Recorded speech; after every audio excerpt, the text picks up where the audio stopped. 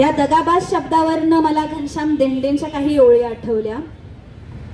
मी आपले म्हणालो त्यांनीच वार केले, नुसतेच वार नाही जागीच ठार केले. सर्वांना सविनय जय भीम. जय भीम. शोषितांचा पीडितांचा आधार आणि आवाज म्हणजे संविधान. शोषितांचा पीडितांचा आधार आणि आवाज म्हणजे संविधान. अज्ञानावर ज्ञानाचा प्रकाश म्हणजे संविधान. शोषितांचा पीडितांचा आधार आणि आवाज म्हणजे संविधान. अज्ञानावर ज्ञानाचा प्रकाश म्हणजे संविधान. तुमच्या माझ्यातला श्वास आणि ध्यास म्हणजे संविधान. तुमच्या माझ्यातला श्वास आणि ध्यास म्हणजे संविधान. गुलामीच्या साखळ दंडांना तोडणारं हत्यार म्हणजे संविधान. गुलामीच्या साखळ दंडांना तोडणारं हत्यार म्हणजे संविधान. आणि कविता ठेवते मायरामाई. तिच्या त्यागान कष्टान भीम कोहिनूर झाला. तिच्या त्यागान कष्टान भीम कोहिनूर झाला. तिच्या दुबळपणाचा दिस सोनेरी उगवला. तिच्या दुबळपणाचा दिस सोनेरी उगवला. गाठी हजार लुगड्याला मारल्या गरमान. किती सुंदर साडी तुला दिली माझ्या रमान. गाठी हजार लुगड्याला मारल्या गरमान. किती सुंदर साडी तुला दिली माझ्या रमान. तिच्यामुळे हा सोन्याचा दिस आज ग पाहिला. तिच्यामुळे हा सोन्याचा दिस आज ग पाहिला. तिच्या दुबळपणाचा दिस सोनेरी उगवला. तिच्या दुबळपणाचा दिस सोनेरी उगवला. ठेव जाणीव तू पोरी माझ्या रमाच्या कष्टाची. तुझ्यासाठी जगले की माय पहाटे उठायची. ठेव जाणीव तू पोरी माझ्या रमाच्या कष्टाची. तुझ्यासाठी जगले की माय पहाटे उठायची. तिच्यामुळे हा सोन्याचा दिस आज ग पाहिला. तिच्या दुबळपणाचा दिस सोनेरी उगवला. तिच्या दुबळपणाचा दिस सोनेरी उगवला. नाही जेवली पोटभर काढला चिमटा पोटाला. नाही जेवली पोटभर काढला चिमटा पोटाला. माझ्या गरीब रमान कसा संसार थाटला. माझ्या गरीब रमान कसा संसार थाटला. त्या संसारात बाई सारा समाज सांभाळला. त्या संसारात बाई सारा समाज सांभाळला. तिच्या दुबळपणाचा दिस सोनेरी उगवला. तिच्या दुबळपणाचा दिस सोनेरी उगवला. धन्यवाद. जय भीम. नको हो सीता रामाची. राम करणार नाही तुझी तमा. नको होऊस तू द्रौपदी. तुला वेशेत करतील जमा. हो भीमाची रमाग पोरी. हो भीमाची रमा. हो भीमाची रमाग पोरी. हो भीमाची रमा. तर अशीच एक त्यागाचीच नव्हे तर खऱ्या खोऱ्या क्रांतीची जननी असणारी रमाई घेऊन मी तुमच्या समोर तरी आम्ही बोलू नयेचे पुढचे कवी निमंत्रित करत आहे.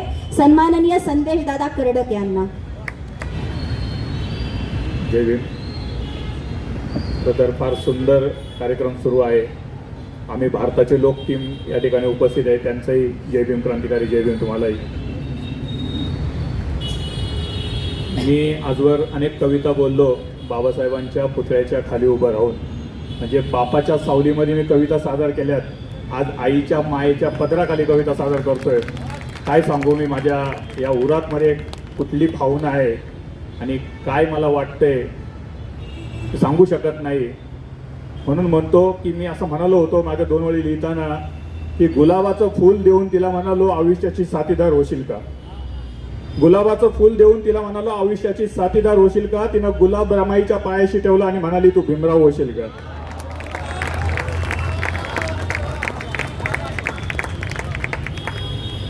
तर ही मानवंदना लेकराची घे ग रमाई, ही मानवंदना लेकराची घे ग रमाई, ही तुझ्याच कुंकवाची आहे सारी कमाई.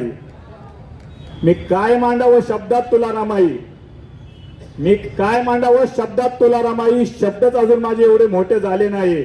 मी काय मांडावं शब्दात तुला रमाई. या आईला आपण नाही व्यक्त करू शकत, नाही मांडू शकत. रमाईची कविता करत असताना बापाकडं मी जाताना असं म्हणतो की आम्हाला बापाने म्हणजे बाबासाहेबांनी आम्हाला कसं आम्ही बाबासाहेबांकडे बघतो किंवा आम्ही चळवळीमध्ये कशा पद्धतीने आलो. मी असं नेहमी म्हणतो की मुरदाडांच्या आळीतून नाही संघर्षाच्या वस्तीतून आलो आहे.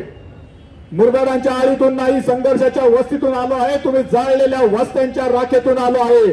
पाण्यासाठी रक्त वाहिलेल्या माणसांच्या जत्त्यातून आलो आहे. तुम्ही समजू नका रिकाम्या हाताने आलो आहे. लेखणीत माझ्या मी आंबेडकर घेऊन आलो आहे. काय पेरलेस तू रक्तात माझ्या कुठून आली एवढी शब्दात ताकद माझ्या. काय पेरलेस तू रक्तात माझ्या कुठून आली एवढी शब्दात ताकद माझ्या. मी नुसता धरला फोटो तुझ्या हातात माझ्या. कित्येक वादळ येऊन शमलीत पायात माझ्या. बाबासाहेब आम्हाला काय कसं बाबासाहेब माझ्यापर्यंत पोहोचले ती कविता सादर करतो की मी जन्माला येण्याआधीच तुझी ओळख झाली होती. मी जन्माला येण्याआधीच तुझी ओळख झाली होती. मी पोटात असताना माय मोर्चात सामील झाली होती. गर्भारपणाच्या वेदना सहन करत माय जय भीम म्हणत होती आणि तिथेच बा भीमा तुझी आणि माझी पहिली भेट झाली होती. तसा बापही माझा कट्टर पॅन्थरच लाचारी त्याच्या रक्तात नव्हती. तसा बापही माझा कट्टर पॅन्थरच लाचारी त्याच्या रक्तात नव्हती आणि त्यानंच तर बा भीमा तुझी चळवळ मला त्याच्या खांद्यावर उभी करून दाखवली होती. कुणास ठाऊक भीमा मायबापाशी तुझ्याशी कोणती नाळ जोडली होती. अरे लोक संसार उभे करत होते, मायबाप तुझी चळवळ जोडत होती. लोक संसार उभे करत होते, मायबाप तुझी चळवळ जोडत होती. मायबापाचा श्वास तुझी चळवळ झाली होती आणि वारशात त्यांनी मला तुझीच चळवळ दिली होती. आता तुझी चळवळ घेऊन मी लढतो आहे आणि मोर्चात माझी गरोदर बायको घेऊन जातो आहे. उद्या माझ्या खांद्यावर माझी पुढची पिढी उभी राहील आणि बा भीमा तुझी चळवळ अशीच सुरू राहील, अशीच सुरू राहील. जय भीम. जय भीम. सुमित दादांना सांगितलं की प्राध्यापक विक्रांत शेळके आहे, वाटत नसलं तरीही. रमाई आई रमाई तुला काय काय म्हणू. आई रमाई तुला काय काय म्हणू. सकाळ म्हणू की भीमाचा आभाळ म्हणू. आई रमाई तुला काय काय म्हणू. कविता घेतोय. तत्पूर्वी बांधावरती हा सोहळा तरी आम्ही बोलू नये किंवा महाराष्ट्रातले जेवढे काही वैचारिक कार्यक्रम आहेत मला असं वाटतं की ते सगळेच्या सगळे माणसातलं माणूस पण जन्माला घालण्यासाठी असावेत आणि तेवढ्यासाठी आजची कदाचित संध्याकाळ असेल. बांधावरती जरा सावली जपून ठेवा. बांधावरती जरा सावली जपून ठेवा. आजोबा बस इतकी तजवीज करून ठेवा आणि उगवणार मी पुन्हा येथल्या मातीमधून. कविता माझ्या राखेमध्ये पुरून ठेवा. कविता माझ्या राखेमध्ये पुरून ठेवा आणि मरणोत्तर माझं नकाच देऊ पुरस्कार पण कबरीवरती माझ्या माणूस लिहून ठेवा. कबरीवरती माझा माणूस लिहून ठेवा. आणि कविता घेतोय. कबरी पुतळे जागे होतील. कबरी पुतळे जागे होतील. पेटलेल्या इतिहासाची पानं पुन्हा समाज पेटवतील. कबरी पुतळे जागे होतील. पेटलेल्या इतिहासाची पानं पुन्हा समाज पेटवतील. ज्यांना अख्खी जन्मतारीख आणि तिथी सुद्धा माहीत नसते ते शिवरायांच्या नावाने दगड हातात घेतील आणि सख्यांना मारून एक्का झालेल्या औरंगजेबाला आणखी काही जण बाप मारतील. सख्यांना मारून एक्का झालेल्या औरंगजेबाला आणखी काही जण बाप मानतील. कारण इतिहास न वाचता कारण इतिहास न वाचता हल्ली डीजेच्या तालावर थिरकतात मेंढर आणि बाप मारून नेत्याला सलाम ठोकतात लेकर. कारण बाप मारून नेत्यांना सलाम ठोकतात लेकर. तशी आमची पोरं बोलली असती ना, तशी आमची पोरं बोलली असती मावळ्यांची भाषा आणि गायला असता गाथा. तशी आमची पोरं बोलली असती मावळ्यांची भाषा आणि गायला असता गाता. पण हल्ली ज्ञाना आणि तुका सोडून बोक्यांच्या चरणावर झुकतो माथा. पण हल्ली ज्ञाना आणि तुका सोडून बोक्यांच्या चरणावर झुकतो माथा. कारण याला सगळ्यात मोठं कारण, रमणीताई, सुमिता, आम्ही सगळे शिक्षक आहोत, प्राध्यापक आहोत. ही जबाबदारी गुरुजीवरती आहे, शिक्षकांवरती आहे, मास्तरांवरती आहे. ही परिस्थिती अशीच चालू राहणार. कारण वर्गात गुरुजी, कारण शाळेत गुरुजी, भारत माझा देश आहे, रोज फक्त पाठ करून घेतात पण अर्थ सांगत नाहीत. आणि वर्गात प्रश्न विचारणाऱ्याला आपलं मानत नाहीत. प्रार्थना हो रोज पाठ करून घेतात पण माणुसकी पेरत नाहीत. आणि नागरिक शास्त्र शिकवता संविधान सांगत नाहीत. नागरिक शास्त्र शिकवता संविधान सांगत नाहीत. गुरुजी तुम्हीही वाचत जा ज्ञाना. गुरुजी तुम्ही वाचत जा शिवबा. पोरांना सुद्धा शिकवा ज्ञाना. दंगल बिंगल सोडून शिकवा, ताट ठेवायला माना. दंगल बिंगल सोडून शिकवा, ताट ठेवायला माना. जाती आधी मातीसाठी लढणं त्याला शिकवा. एखादा धडा राहू द्या बाजूला, माणूस त्याला बनवा. जय भीम.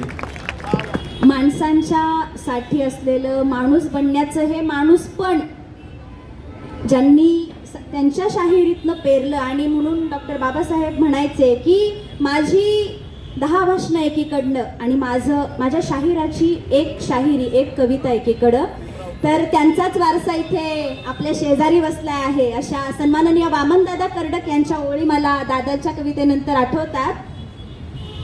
वामनदादा म्हणायचे, माणसा इथे मी तुझे गीत गावे.